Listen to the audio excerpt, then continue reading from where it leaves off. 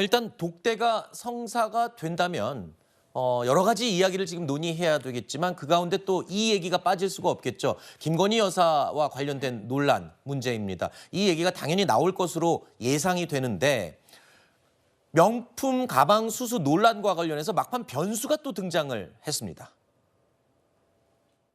지금 국민 여러분들이 김건희 씨에 대한 어떤 분노가 굉장히 많이 들끓어 오르고 있지 않습니까? 저는 검찰이 더도 말고 덜도 말고 국민들의 눈높이에서만큼만 판단을 해달라. 어제 제가 기소가 됐지 않습니까?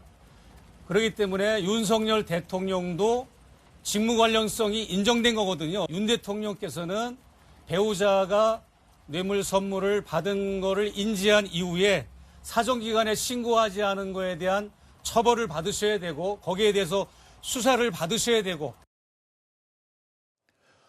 검찰 수사심의위원회가 앞서 김건희 여사에 대해서는 불기소 권고를 결정했었죠. 그런데 김건희 여사에게 명품 가방을 건넨 최재형 씨에 대해서는 기소 권고를 했습니다.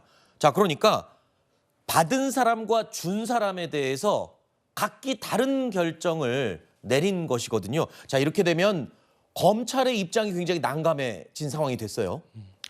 아마 많은 분들께서 지난번 수사심의위원회 결정과 유사하게 나온 게 아닌가라는 생각을 하셨을 수는 있는데 이번 그 최재형 목사에 대해서 기소를 권고함으로 인해 가지고 어떻게 보면 지금 검찰 입장에서는 어떠한 결정을 내려야 될지 어떠한 처분을 내려야 될지 아마 굉장히 많이 곤란한 상황에 처해 있지 않을까 싶습니다. 그렇죠. 수사심의위원회는 최재형 목사가 명품백을 건넨 것 자체가 청탁의 목적이었다는 것을 인정한 셈이거든요.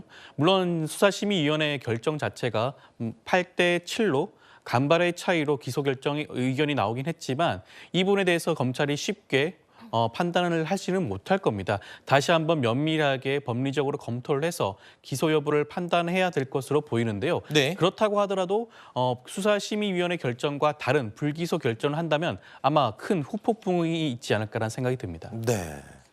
검찰이 굉장히 지금 이 어떤 결정을 내릴지 아마 고민일 것 같은데 뭐 이런 걸 예상하기는 좀 쉽지는 않습니다만 같은 변호사시니까 어떤 의견이 있으세요? 지금 검찰에서 문제가 되는 것은 최재형 목사뿐만이 아니라 네. 최재형 목사에 대한 수사심의위원회가 끝나고 김건희 여사에 대한 처분을 최종 결정하겠다라고 했었던 것 때문이거든요.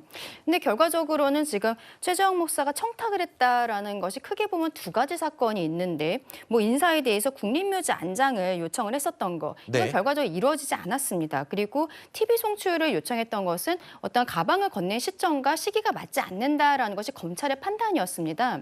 또 최재형 목사 본인이 지난 5월까지만 해도 청탁의 목적으로서 가방을 건넨 것이 아니다라고 스스로 진술했던 부분들이 있거든요. 이런 부분들이 있어서 네. 김건희 여사에 대해서는 전원이 일치된 의견으로서 불기소 권고가 나왔었던 것인데 어쨌든 어제는 최재형 목사에 대해서는 기소 권고가 한 명의 차이로서 들어와 있고 그렇다면 검찰에 있어서는 여기에 있어서 단순히 최재형 목사만을 기소를 하는 것이냐 아니면은 김건희 여사에 대해서도 다시 살펴봐야 되는 것이냐 그 부분에 대해서 고민이 깊을 것으로 생각이 됩니다. 알겠습니다.